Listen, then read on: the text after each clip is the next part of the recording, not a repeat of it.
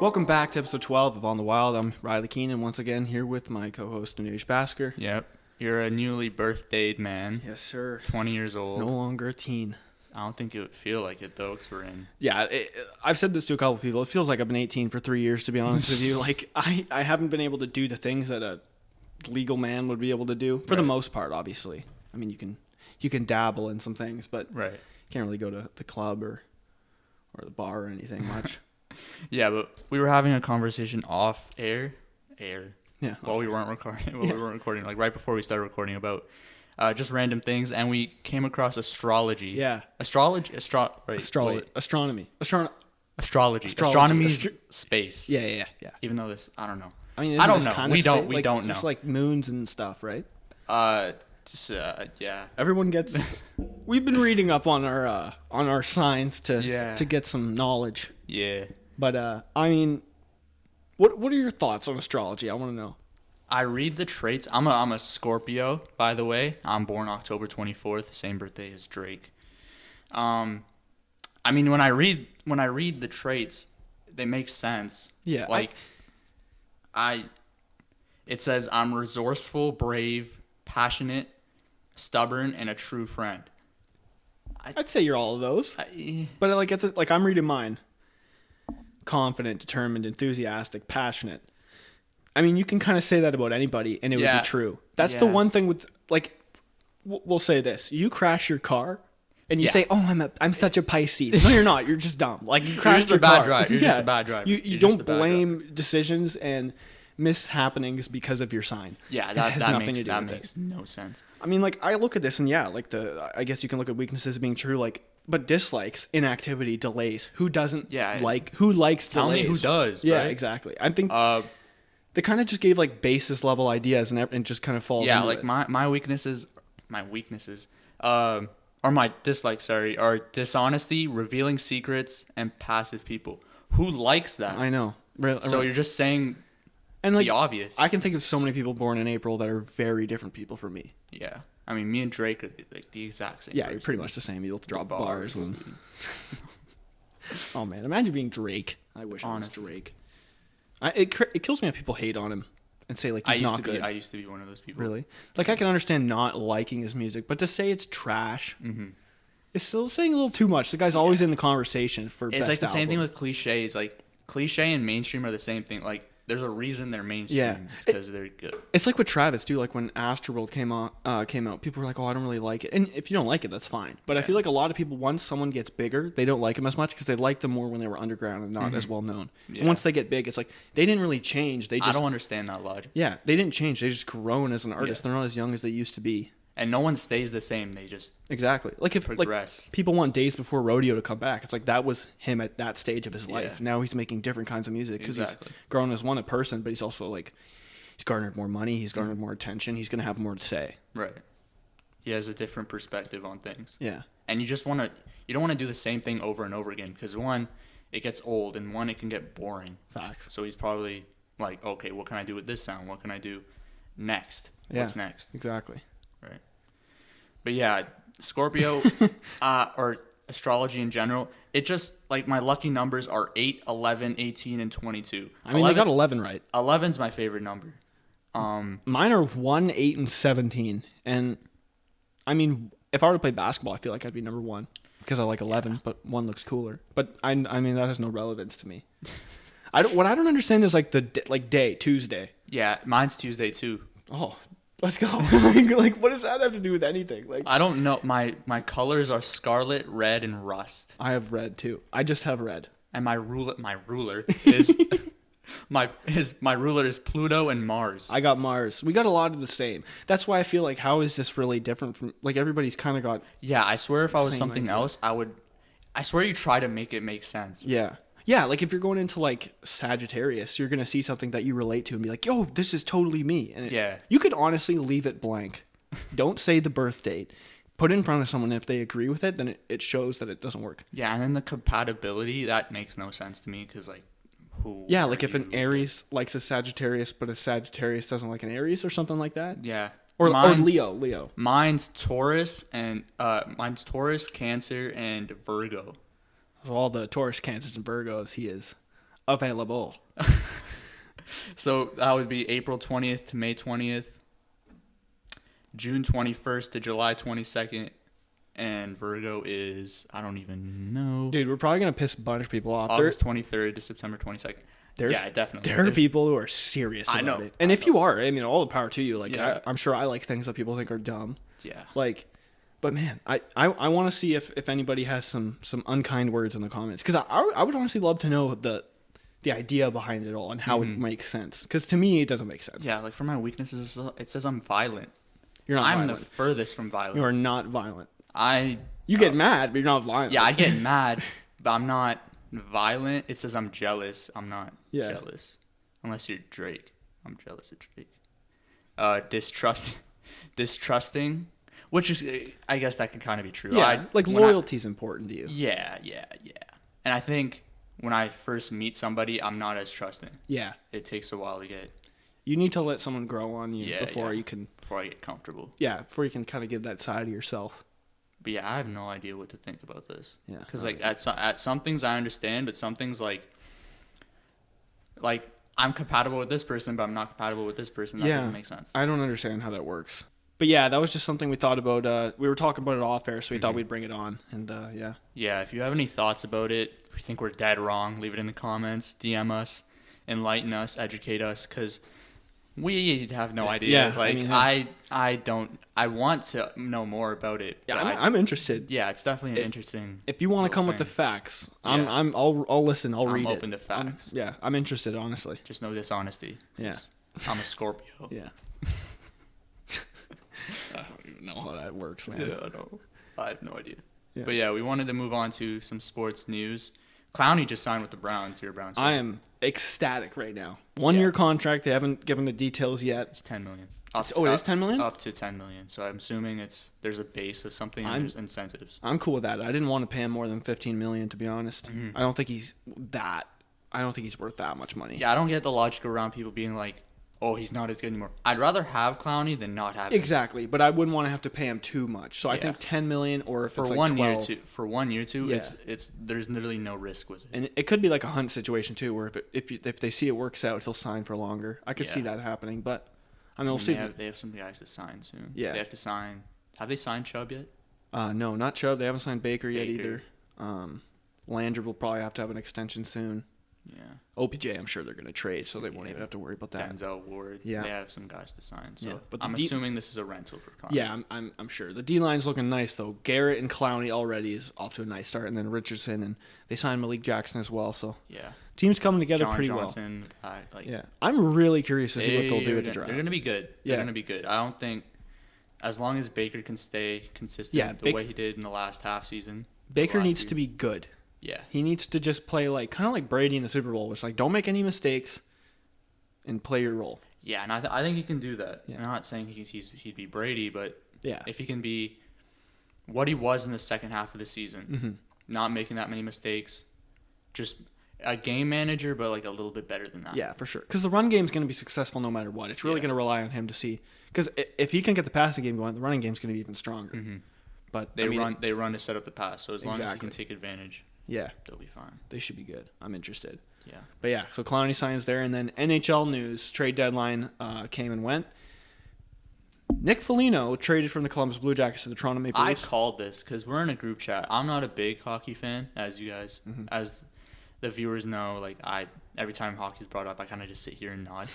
It's kind of become a joke. But I actually texted in a group chat that Nick Foligno, they're interested in Nick Foligno, and then 5 minutes later, they got him. Yeah. So I was like, I was pretty fired up. I mean, when the deadline started, the names, as a Leafs fan, I wanted Savard because he's a big right-handed defenseman. That's exactly what they need. Obviously, Bogosian's been good for them this year, but I mean, you can always improve. There's no TJ Brody too. He's been good. Yeah, TJ Brody was great, but they get Foligno, and that's exactly what they need. They need a guy that can show some grit, that can hit some guys, score a couple goals. He's been off to a bit of a slow start, but he's been playing with Columbus, and well, I mean, what can you really expect? I looked him up. He's not a big points guy. Yeah, he's never been a huge point guy. He's been an all-star before in the past, and I mean, he's their captain, so he's a great leader. So he'll be a very great addition for just being a veteran in general. But I saw Taylor Hall got traded. Yeah, that's what I was going to go to. Nothing. I was really disappointed in this. Taylor Hall gets traded for a second-round pick and Anders Bjork, who is what, like 5 points in 31 games this year. The Leafs gave up a first-round pick to get Nick Foligno, and obviously he's exactly what you need. He's like Wayne Simmons. He's going to come in, he's going to make an immediate impact, but he's got 16 points in 42 games. He's not worth a first-round pick. If Taylor Hall, a former most valuable player of the league, is worth a second-rounder, Nick Foligno's worth a third. I'm sorry. They give up 2/4, a second, or a first, and a... How old are they? How old is Foligno? I'm not 100% sure. I think he's above 30. He's got 1 year left on his contract. People are saying, he's a rental. Yeah, people are saying, well, Taylor Hall's a rental. Nick Foligno's a rental, I'm pretty sure. So I really don't see the difference. Taylor Hall is how old? How is he? He's 27, 28, so I think. Like his prime. Yeah, he was 2011 draft, or 2010. Edmonton had 3 years in a row first overall picks. Yeah, They had Taylor Hall, Nugent Hopkins, and Yel Yakupov. It's amazing how none of those really worked out that well. Taylor Hall was good, but they traded him for Adam Cleveland Larson. when they got Kyrie. Yeah, Anthony Bennett and Wiggins. I remember being so mad when they traded Wiggins for Love. But it was more of like it was a win. Yeah, it was a win now. It was the right move. But in the moment, I'm like, watching Wiggins in college, you're like, oh, he's going to get to play with LeBron. He's going to be so... I think he would have been a very different player if he was playing on that Cleveland team. Maybe. I mean, you see it now what they're doing with Taylor Horton-Tucker. Yeah. Him and AD are kind of like taking him under their wing. He would have a much better work ethic. He would be a better scorer for sure. Probably. I mean, having Kyrie and not KD, but LeBron with you, they're going to give you some tips. Definitely. I mean, he's a decent defender. I feel like he'd be much better as well. Yeah, but I was thinking about these NHL trades. I was like comparing them to NFL trades or NHL trades or NBA trades. Sorry. Yeah. It's not a lot of value that you get. Yeah, there's not huge. It's for the NHL at this time. It's usually just trading away rentals. Right. Like I think I don't know if I mentioned it last week, but Rick Nash going to Boston. That was like you did. It was just for them to have a better team going into the playoffs. I mean, they do it in other sports, but NHL, it's like they're valued higher. I feel like, or lower. Yeah, they're valued lower, but the Leafs. I mean, they'll throw first picks at anybody. It feels like. They also got look at Vucevic. It was a huge return for him. Yeah, they got who did they get? Was it Gafford? I think it was Gafford. Gafford, yeah. Gafford and somebody else, and 2 firsts. The thing with the NBA, I feel like the NHL values them too low, and the NBA values too high. But at the same time, it makes sense because in the NBA, one individual player makes a huge difference. And the NHL, Edmonton has debatably 2 of the best players, the best player in the league and top 5 player in the league, and they are in 3rd place in the division, in the worst division in the NHL. So yeah, the NBA is more of I don't want to say individual sport because it is a team sport, but one player makes a huge difference. Like LeBron, you get LeBron, you're possibly going to the title. You drop LeBron in Charlotte, they're a title. Exactly. So the NBA is much different, so it makes sense. But yeah, I wasn't happy that Hall should have been. He deserved to be traded for more, even though he's a rental. He's Taylor Hall, he's former MVP. I was surprised that Pittsburgh or Edmonton didn't try to go out and get him. I feel like he would have worked really well there. I don't know if he would have played with Crosby, but Edmonton, that would have been a cool story just to see him go back to where he was drafted. But yeah, I was surprised. I'm also happy the Leafs picked up Rittich from a goaltender from the Flames. I'm assuming he'll be backing up Campbell. I'm rocking with Campbell. I think. Yeah, when somebody's 10-0, you can't ride. You have to ride their wave. Yeah, but it's weird. They're gonna have Campbell, Anderson, and Rittich now. I don't know when Anderson's gonna get back. He's got a lower body injury, but there's no way he's gonna be starting. So I'm wondering, are they just gonna roll through the 3 goalies? And just see whoever is most successful. I mean, I don't know how goalies work. Usually there's 2, right? Yeah. So if you have 3. You usually play your backup on a back-to-back, or if, your starters had a bunch of games already. But yeah, Leafs usually are the kind of team that you just roll with your starter until you need to put in your backup. Yeah. So. I mean, you just ride with whoever's hot. Yeah. I mean, Campbell hasn't been struggling. They've lost their last 2 games, but they just haven't been able to put the puck in the net. So. Yeah. I wouldn't really put it on him. They haven't been great goals, but I mean, he's been doing solid work for them. So I don't see them needing to switch it up. Mm-hmm. I think you just ride with whoever's hot. Yeah. And then, but we've seen, I think the 2 torn ACLs are going to stop people from playing the remainder of the season. One was, we just found out today, Jack Eichel on the Sabres. They are down bad, man. They are already the worst team in hockey. They traded Hall, and now they got Eichel gone. And then now we saw Jamal Murray as well. Which is so tough for the Nuggets, man. Yeah, I feel there's so many injuries this year in the NBA. If the Nuggets can come top 4 without Murray, I say give the MVP to Jokic. Yeah. No debate. Because he's got his secondary score is gone. Mm-hmm. I mean, I think Michael Porter Jr. is going to improve because of this. He's going to have more of a role on the team. And I don't know what they'll really do with their lineup. I'm assuming they'll put Barton shooting guard. And then I think they'll just throw in a shooter and then just let Jokic run everything. Yeah. Yeah, that's true. It sucks that they didn't hold on to RJ Hampton. That would have been a good time for him to expand his experience. But yeah, getting a shooter would be the right move for them. Or just throwing I'm sure they have a shooter on the bench. Like yeah, they have somebody. I don't know much about Denver's bench, but I know, and they're starting lineup. They still have a decent team. Yeah, they got a good team. They're not going to win a title. They won't go deep. They can get to the second round for sure. Yeah, it depends on depending on who they play. Where are they now? I think they're fifth. Fourth. Are they fourth? Yeah, right now. I think if they playoffs were to end today, it'd be Nuggets Lakers, and that would be a sweep probably. Yeah, no, not. But I think, like you said, Michael Porter Jr., I think he's going to take a huge step up. Yeah. I think he's going to be their closer now. For sure.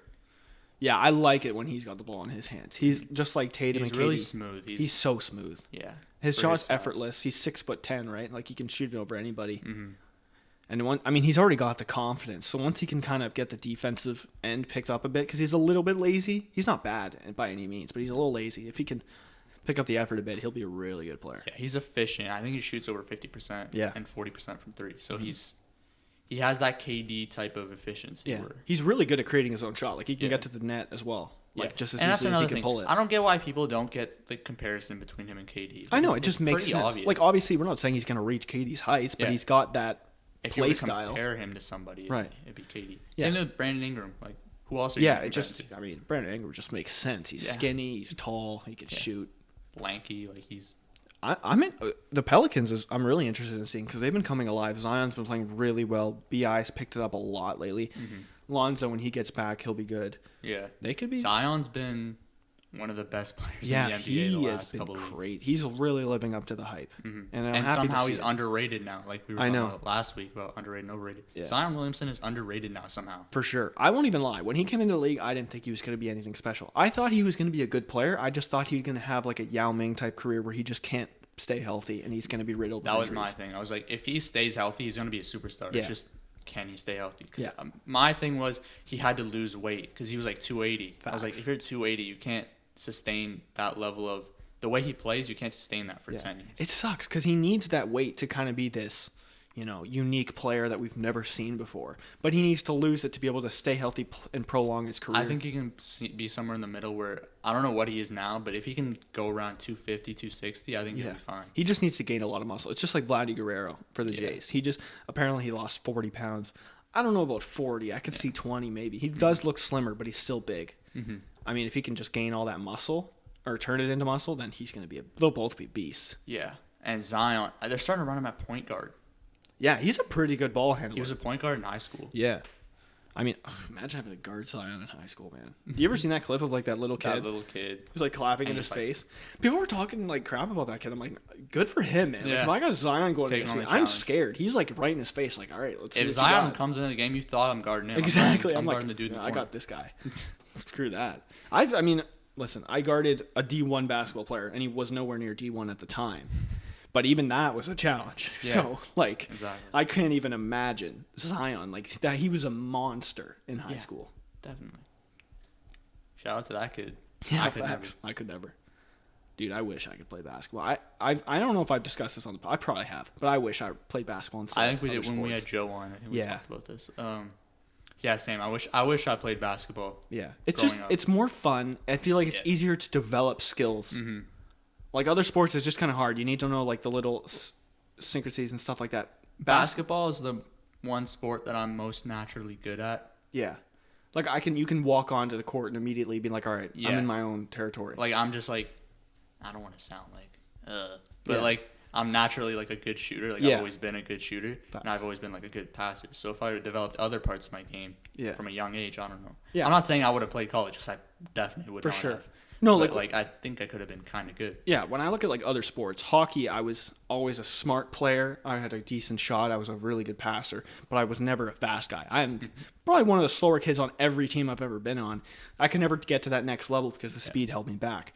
Baseball, pitching, I could always throw strikes. Never really had a walking problem. My off speed was good, but I didn't throw very hard. Mm-hmm. I mean, I was like 6'2", 6'3", pitching, and I still couldn't throw that hard, so that held me back. Basketball, I don't really think there's that one little thing that can keep you from being good. Because shooting, like I've become a decent shooter. I feel like I would have developed that. Dribbling is all right. Like obviously I wouldn't be fast out there. But like I feel like I have the intelligence. You don't have to be fast. Exactly. I don't need to be a Russell Westbrook. Yeah. I feel like I would have known, like, if I played basketball from a young age, I would have understood the game more. Mm-hmm. And I feel like I could have been a better basketball player than I would have been in any other sport. I think I understand, like, angles, kind of. Yeah. And, like, what to do. And it sounds weird, but it's true. Yeah. It's hard to explain, but I think I understand that to where, like, I feel like I could have developed kind of good. Like, when we play pickup, obviously we're not playing with phenomenal competition, but you can see that there's, like, the understanding of the game of where to go, how to defend. Like, you kind of pick up on other people's games.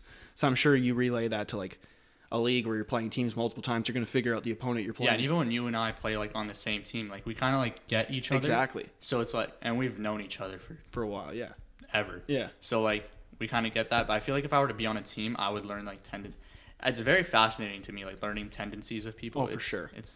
It's weird because, like, we play together. We know what each other are going to do. But also, if, say, you're struggling shooting, I'm going to take, that I'm going to take a more inside approach. So I'll try to get rebounds. I'll try to play inside more. But if I'm struggling, you're going to be shooting the ball more. Like, you kind of just get those little syncrasies. And even with Joe, too. Like, he'll, like, if his teammate's struggling, Joe's doing everything himself. It's crazy. Grabbing every single rebound. Yeah, that kid's a pit bull, dude. Literally. We've said it multiple times, but, like, it's crazy. But, yeah, we love Joe. But to end off the episode, I wanted to talk about something that's been going on with Kevin Durant the last couple of weeks. His relationship with the media / people on social media. Obviously, what happened with Michael Rappaport, I'm not sure if you know a lot about it. I know a little bit. Yeah. So basically, they had a DM conversation that stemmed from an interview that KD did on TNT with Chuck, Shaq, Kenny. The Insider Boys. Yeah. And basically, like, he didn't give, like, a great answer, I guess. I don't really know, to be honest. But Rappaport was like, why do the interview at all? Right. And then they had a little encounter in the DMs on Instagram, which some nasty things were said on both sides, but mostly KD. He said some very... He went off, yeah. And Rappaport posted them on IG. I'm not on either person's side with this. Yeah. I mean, I don't like making it public like that. Yeah, I think what happens in the DMs, stay there. Exactly. In my opinion. Yeah. It's KD's fault because he said it. Yeah, he shouldn't have said or gone that far. Yeah. At least. Yeah, and I think Rappaport posting them, it's a little bit immature. Mm-hmm. Because it's just like... I mean, you can even get into the Shannon part before, because, like, they kind of go hand in hand. Yeah. But to end off the thing, like, Rappaport, like, you're Michael Rappaport. You're an actor. You've been a very successful actor for years now. I feel like it's above you, too. And he's a take-no-nonsense kind of guy, so he's been there before. Like, and he didn't react the way he did there. This definitely wasn't his first time talking to somebody in this way, so he should have just left it. For sure. Private. But to talk about Shannon... We're both going to be in the sport media industry, or at least we hope to. Yeah. So, and we understand that you're going to be wrong in a lot of situations, and what you need to do after that is take ownership of it. Yeah, accept it, grow from it. Yeah. So what happened was Shannon said a quote that wasn't real. So basically the quote, I'm prefacing this, like KD said that, or KD said, he didn't actually say it, but the fake quote was, If LeBron is the greatest player of all time in a lot of people's eyes, and I beat him twice in the finals, what does that make me? That quote wasn't real, because if it was, it would have been a lot bigger deal. If that was real, dude, KD is getting bashed. Like, I'm bashing KD. Like, you can't. If that was real, no. Not and I watch Undisputed all the time. So when he said it, I was like, no way he said that. Because if he did, that would have been a way bigger story. I don't think he's a delusional person like that. I think he knows. Obviously, he's probably not thinking he was a snake, but he's not out there thinking his championships were the end-all, be-all. Mm-hmm. But yeah, that quote was fake, and Shannon said it on air, live, that it was to fake. Millions of people, which is wrong. And KD should have taken offense to it and called him out on Twitter, which he did. Yeah. And then Shannon was like, we can talk about this. Like, you know how to find me. Like, we can talk about this privately. KD wanted to do it, like, kind of like a back and forth, I guess. Yeah. Which is weird, because, like, he, doesn't want to go public with it with Rappaport, but then wants to go public with Shannon. Yeah. Which is, I think, just at the end of the day, keep it between yourselves. I mean, like, we're obviously not in the industry yet, but we're not people that should be knowing about this information. Right. I myself should not know what KD says to Rappaport in his DMs. Mm-hmm. That should stay between the two of them. Exactly. And I think to post that without his knowing, I think is a bit I mean, I don't know if it's illegal or not, but I know you're definitely not allowed to do stuff like that. Yeah, definitely not. But I mean, in today's society, we'll see a lot of that stuff. But in terms of it not being, something that's illegal or criminal, right, you shouldn't be posting other people's texts. And the thing with Shannon is, like, if you go back and forth with an athlete on Twitter, you're putting your job at risk. Exactly. And he makes millions of dollars from Fox, I think. Yeah. And he's a very respectable person. A lot of people agree with what he says. Shannon he's one of the ones in the media where a lot of people like him. Like, I don't know a lot of people who don't like Shannon. He gives people the benefit of the doubt, and I think that's really important. Stuff like Stephen A. Smith and Max Kellerman, they're kind of like absolute people. They jump to things. They jump to conclusions. They'll say, "Oh, Kyrie should retire. Kyrie's the best player in basketball right now." Shannon still goes, "Okay, I'm gonna look at the bigger picture. You've been the guy. Something if we're talking about being the greatest, he'll know. That kind of thing. He's very respectable in that way. There's times, obviously, where he's like, he doesn't like Tom Brady. Like, so the things like that are just kind of like, okay, whatever. Yeah. But, like, that's just kind of like his character, I guess. Like, I don't want to say he's fake. He's not. But he's more outward with It's no coincidence that he doesn't like the Cowboys. Skip loves the Cowboys. Yeah. He doesn't like Tom Brady. Skip loves the Tom Brady. The dynamic just works. And he doesn't like LeBron, and he loves LeBron. That's not a coincidence. Like, come on. But I think Shannon took it the right way. I think he wanted it. Yeah. He was the bigger man in that situation. And I think he knew for KD as well. He knows that he doesn't have beef with KD. He knows that just because we have a disagreement, it doesn't need to be an argument. Exactly. It can be a talk, man to man. This is what happened. This is what I thought. This is the way it went. Let's learn from this. Let's grow from it. Yeah. If you just jump to conclusions like that and you want to make it this big thing, you're going to ruin each other's reputation. And then you're like Biggie and Pac. You're not going to be friends anymore. Like, it's just. Yeah. But the bigger question is, like, what do you think is too far with the media? I think in terms of revealing things or like asking questions or like just in how general. Far they can go with their job, because obviously they have a job to do, and that's being an analyst. Yeah. So they're just taking what they're seeing, and forming an opinion. I just think it's really important to know the respect factor. Yeah. To know you can't go too deep into someone's personal life, and if there's something that you know that you're not supposed to know, you got to act like you don't know it. Mm-hmm. Even if you find out that. Like, this is totally random. Let's say LeBron's wife got pregnant. LeBron doesn't even know, and you reveal that. That's not your news to reveal to the world. Yeah. You got to let that be its own thing. Uh-huh. It's just respect factor. Just knowing, like, would I want this to happen to me? And if you don't do it to someone else. Yeah, just like leaking information, going too far with things, making things personal. Because at the end of the day, it's sports. It's not personal. It's just you're the athlete. I'm the person who talks about you the next morning. Like that's what I think the relationship should be, and not anything more or anything less than that. Yeah, we even saw it in our journalism class. We saw clips of one of them. It was Jakub Voracek on the Flyers. Oh my God, my voice.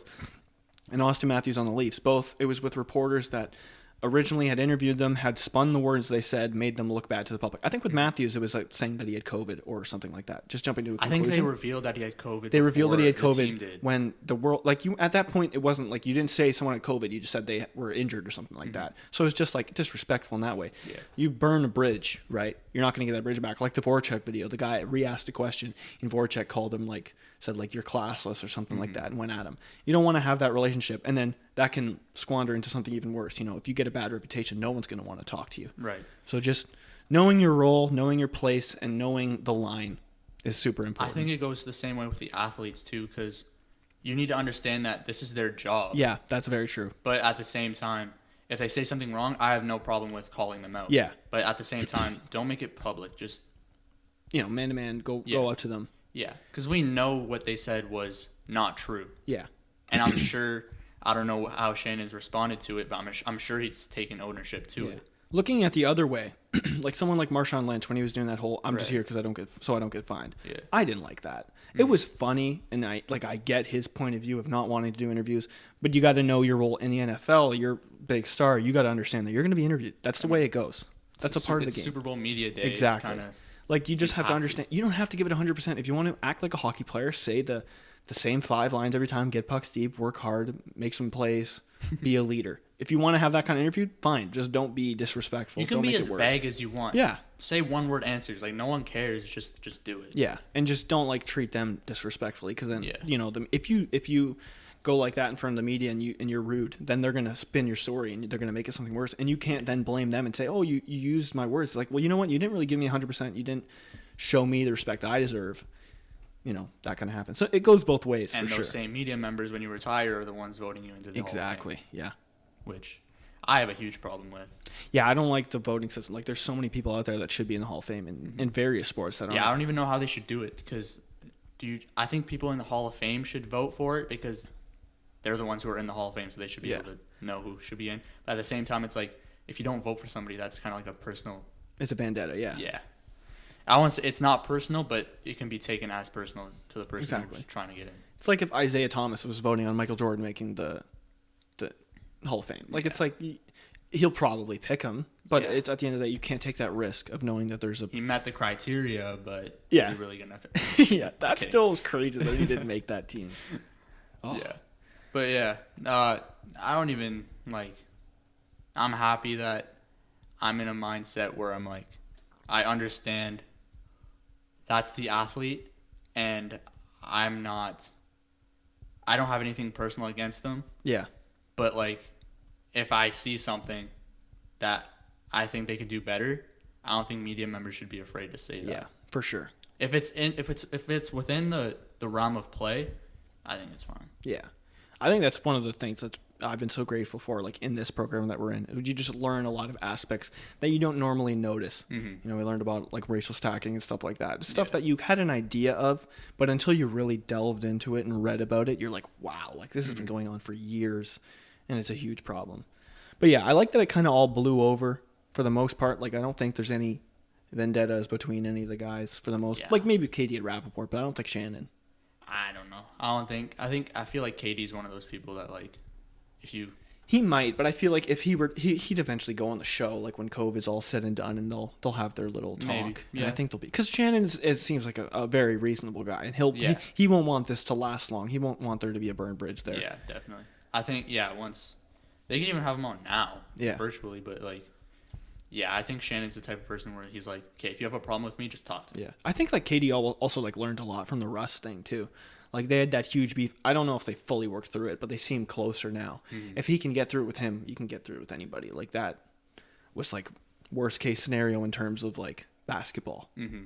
So, I feel like he's grown a lot as a person, Katie. Yeah, but at the same time, like, responding to random people. True. You're Kevin Durant. Just hold yourself in check. I mean, just keep a burner account. Roll with that. No one needs to know it's you. Yeah.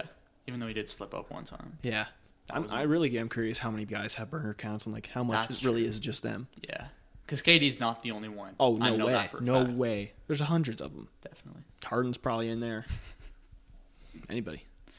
But yeah, that was one of our deeper conversations we had on this. That and the war one. That came out of nowhere.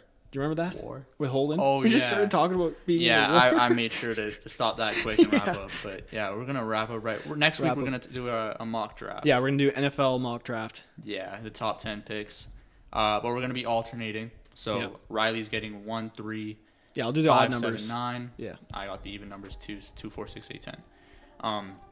But yeah, that's going to be next week. Thank you guys for watching. Thank you guys for listening.